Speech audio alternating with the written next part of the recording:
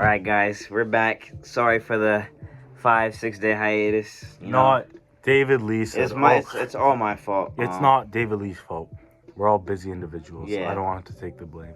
But he did say, "Oh, well, let's record," and then he never texted. He never texted me. I had a lot to do, man, and I got tired and I fall asleep. But today's video is we're back like whenever, never left. And today's video is those who cannot share joy, you should distance yourself from. I'm gonna take it first. What I mean by that is, wow, this guy. See, he hasn't stopped.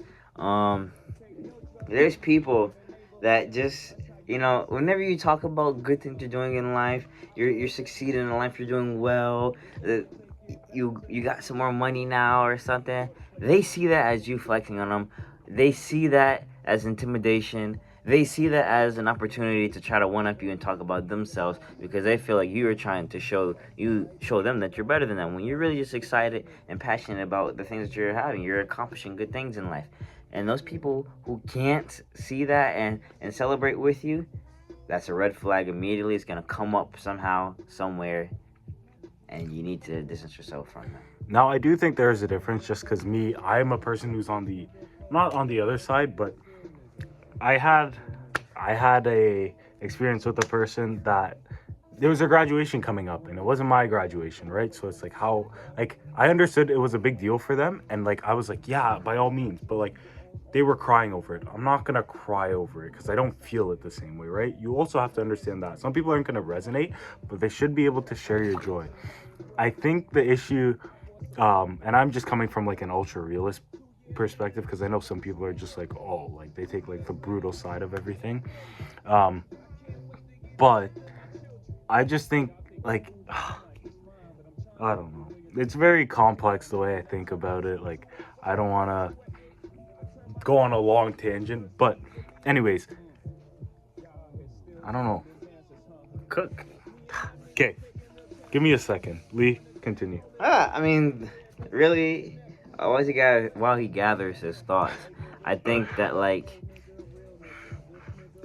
that goes back to a lot of things we were saying, being around people who are like you and in that same energy. And there's some people that are just degrading, you're. That's it. And I knew I let David Lee speak for a reason. I have been experiencing a lot of that recently. Just not, or I guess in my own life, but I've also seen how it affects the people around me.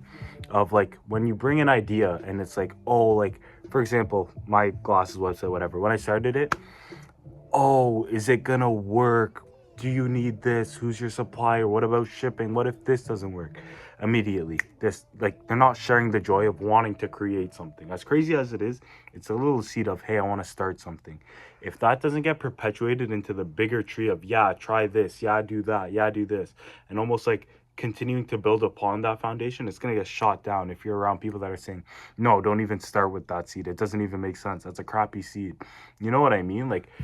If you're around people who can't share or can't even view that potential, and that's another thing we talked about, sitting in your own energy, sometimes you're the only person that sees the vision, and that's okay. So you got to be able to sit in that and really hone in on that. Now, if there are people that also want to come and water this plant and give it sunlight and help feed it, give it some nutrients, amen, by all means. But you have to be aware, because some people, they're going to say I have water in this jug, and it's not water. It's full of piss. So be careful. Yeah, that's another thing. I was going to talk about that. There's a lot of people who may say to your face, face value, that they're ready for you, but secretly they're behind, preying on your downfall. They're giving your plant poison. And then says, well, I watered it, but they're not doing anything beneficial to the growth of the plant. And you don't want those people in your garden. There's invasive species throughout the Amen, David. The animal kingdom. You have fungi that take from things. You have grubs. You have honeysuckles, which may look beautiful on the outside, but on the end, what they're really doing is just destroying plants and taking up their space. And you always have that friend that may, for girls, I know I'm gonna generalize a bit, I'm sorry, but girls, they make friends based off who's pretty, who they think is attractive. Sometimes, again, I'm a generalize, but I've noticed a lot around this age range. They, well, that girl's pretty. I want to be friends with her, right? And then they start to figure out who that girl is or whatever, and then like that girl can't like be happy for them, or why is this girl getting more attention than me? Like are you saying that she's prettier than me? Like you see like these TikTok videos and Instagram videos of dudes approaching women, and then they have the women who's like like the cock blocker or whatever. And however that may be entertainment, there are instances where that's true, and that could be your invasive species. Like maybe that girl who's getting approached never gets approached like ever in life, and that girl's surprised that she's getting approached, and then they try to take away from that, and that's not the type of friends you want around you. Guys have the same thing. There is sometimes where a girl approaches a dude, and the dude is like, this guy right here, man, this guy doesn't even shower, bro. Like, do you really want this? You still want my hotspot, David? Yeah, Lee? like dude, like that. And I have a friend, and he's not my friend. Where as a kid, I came to college with. We played on the same team, and he started acting like that. And if you have a problem with me too, if you watch this ever, we can handle it. I don't care.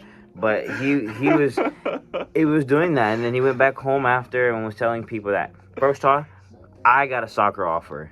He did not. I have multiple soccer offers, but I told the coach here I wanted to come here, and if I'm coming, I want to bring my friend with my teammate with me. Me being the person who wants to uplift everyone, I thought that was pretty good. And I started to realize that's the personality I don't want around me. He started treating me horribly. When we got around people, he started acting a different way and trying to talk down on me, and couldn't be happy whenever I succeed. If I got chosen for the roster, if I was getting applause around campus, he always was in the negative ear. And then he ultimately left the school. And then I returned back home, and I hear that he's telling people that I switched up on him. I changed. I treated him a different way. However, he was still treating me the same way in the city.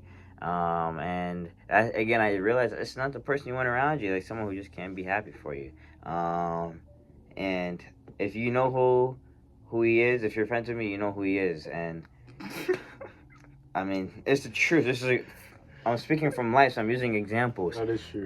So that's like a perfect example of someone who can't be happy for you, and ultimately it speaks about themselves, because you can't be happy for others. You probably can't be happy with yourself, or you're not happy with what's going on in your life, so you can't fathom to see other people succeeding. And sometimes I think you just genuinely have to have full-on faith in where you're going and what you're doing, because it's small stuff like David Lee wanted to start this. If I was someone that shot this down and no, I don't want to do this with you, David Lee, right?